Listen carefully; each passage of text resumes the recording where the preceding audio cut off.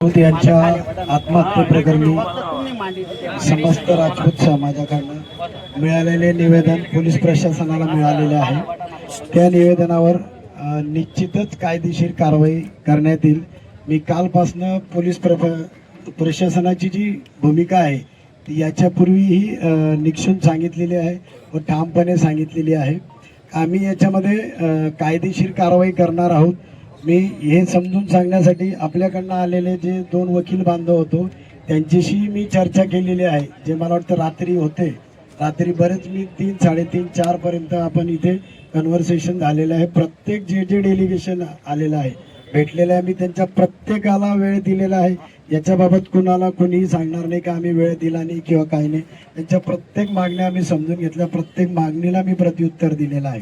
घटना जशी सांगितली जाते का 13 तारखेपासून आहे, तर घटना ही 11 तारखेपासून आहे।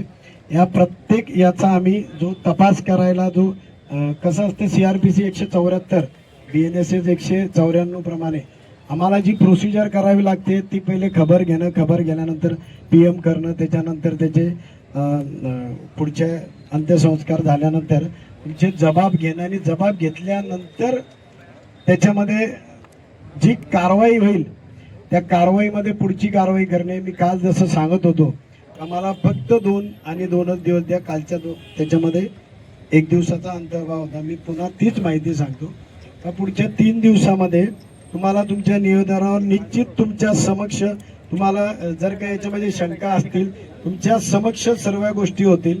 मी जे काही सांगितलं तपासाची भूमिका असेल आमची, मी प्रत्येक ठिकाणी म्हणजे सांगितलेली आहे।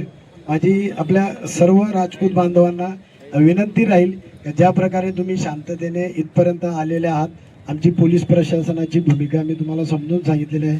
तुमचे निवेदनही मला प्राप्त आहे, त्याच्यावर निश्चित कायदेशीर कारवाई होईल। याच्यावर तुम्ही पोलीस प्रशासनावर विश्वास ठेवू शकता।